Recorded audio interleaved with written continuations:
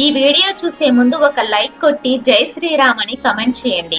అలాగే నా ఛానల్ ని తప్పకుండా సబ్స్క్రైబ్ చేసుకోండి.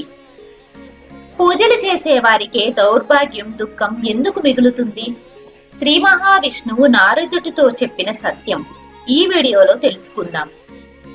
చాలా మంది అనుకుంటూ ఉంటారు, ఎక్కువ పూజలు చేసే వారికే, నిత్యం భగవంతుణ్ణి ఆరాధించే వారికే కష్టాలు వస్తాయి, అస్సలు పూజలు చెయ్యని వారికి, పాపాలు చేసే వారికి అంతా మంచే జరుగుతుంది అని ఇలా అనుకుంటూ ఉంటారు. అయితే ఒక రోజు ఒక భక్తుడు శ్రీ మహావిష్ణువుని ఇలాగే ప్రశ్నించాడు. స్వామి, ఎందుకని మీరు ఎక్కువ పూజలు చేసే వారికే, నిత్యం మీ నామస్మరణలో ఉన్న వారికే దుఃఖాన్ని ఇస్తారు? అసలు కనీసం మీకు దీపం పెట్టి ఒక అగరబత్తి కూడా వెలిగించిన వారికి, ఏ దానము చెయ్యని వారికి ఎప్పుడూ కూడా సుఖాల్ని ఇస్తారు అని అడుగుతారు. అప్పుడు శ్రీ మహావిష్ణువు ఆ వ్యక్తితో ఇలా అంటారు, నీలాగే నారదుడు నన్ను ఒకసారి అడిగారు, ఆ ప్రశ్నకి సమాధానం చెబుతాను విను. నారదుడితో శ్రీ మహావిష్ణువు ఒకనాడు, నారదా, నీ ప్రశ్నకి సమాధానం తెలియడం కోసం మనం భూలోకానికి బ్రాహ్మణ వస్త్రాలు ధరించి వెళదామా అని అడుగుతారు. దానికి నారదుడు సరే అనగా ఇద్దరూ కూడా బ్రాహ్మణ వస్త్రాలు ధరించి భూలోకంలో సంచరించడానికి వెళతారు. వాళ్ళు అలా వెళుతూ ఉండగా ఒక పెద్ద భవనం కనిపిస్తుంది. ఆ భవనం దగ్గరికి వెళ్ళి విష్ణుమూర్తి ఆ భవనం యొక్క యజమానిని ఇలా అడుగుతారు, స్వామి, చాలా ఆకలిగా ఉంది, తినడానికి ఏమైనా ఇస్తారా అని.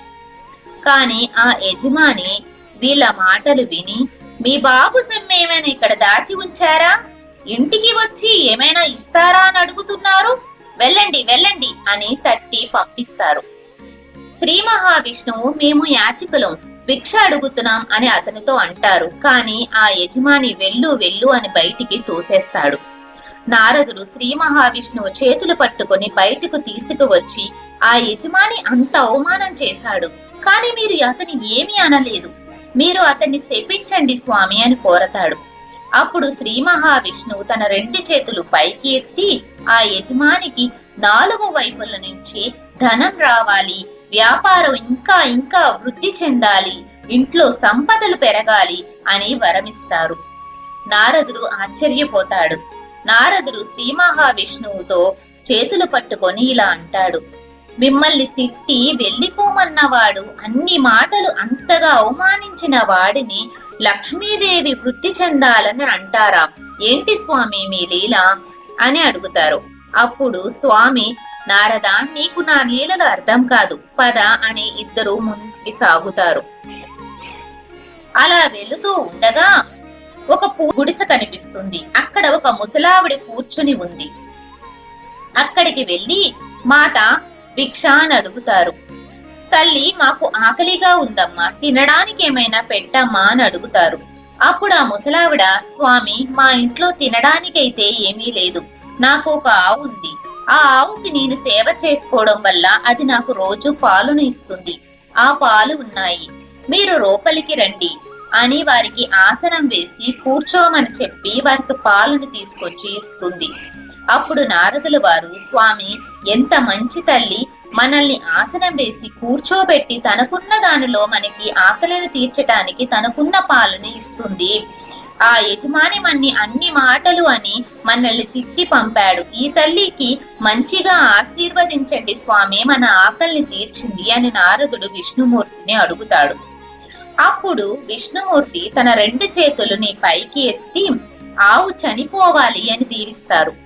నారదుడు ఆశ్చర్యపోతాడు, ప్రభువా, మీ యొక్క లీలను నాకు నచ్చడం లేదు, ఆ యజమాని అంత అవమానిస్తే అతనికేమో ఇంకా ఇంకా ధనవృద్ధి కావాలని దీవించారు, ఈ తల్లి దగ్గర ఉన్న ఒక్క పాలును తీసుకొచ్చి మనకిచ్చి ఆకలిని తీర్స్తే తన ఆవు చనిపోవాలని దీవిస్తారా అని అడుగుతాడు.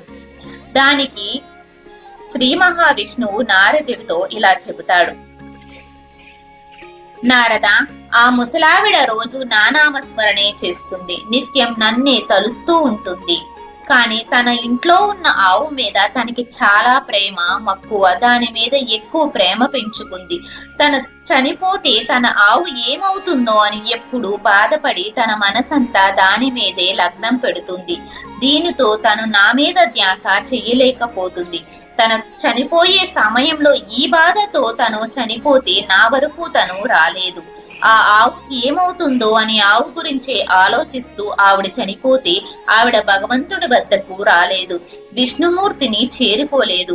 అందుకే నేను ఆవిడ చనిపోక ముందే ఆవు చనిపోవాలి అని చెప్పాను అని శ్రీ మహావిష్ణువు నారదుడికి చెబుతారు. స్వామి, మీ లీల నాకు అర్థమయ్యింది, కానీ ఆ యజమానిని ఎందుకు అంత ధనం రావాలి అని వరమిచ్చారు అని అడుగుతాడు. దానికి శ్రీ మహావిష్ణువు, ఆ యజమానికి ధనం పైన చాలా వ్యామోహం ఉంది, అందుకే అతనికి లక్ష్మీదేవి వృద్ధి చెందాలి అని ఆశీర్వదించాను. ఆ ధనాన్ని మూట కట్టుకొని అతను మరణిస్తాడు. ఆ డబ్బు యొక్క ధ్యానంలోనే, ఆ డబ్బు మీద ప్రేమతోనే, ఆ డబ్బు మీదున్న ప్రీతితోనే అతను ఆలోచనలు అతను మరణిస్తాడు. అతడు చనిపోయాక ఒక పాములాగా జన్మించి అతని సంపద దగ్గరే ఉంటాడు. అతడు ఎప్పటికీ భగవంతుణ్ణి చేరుకోలేడు.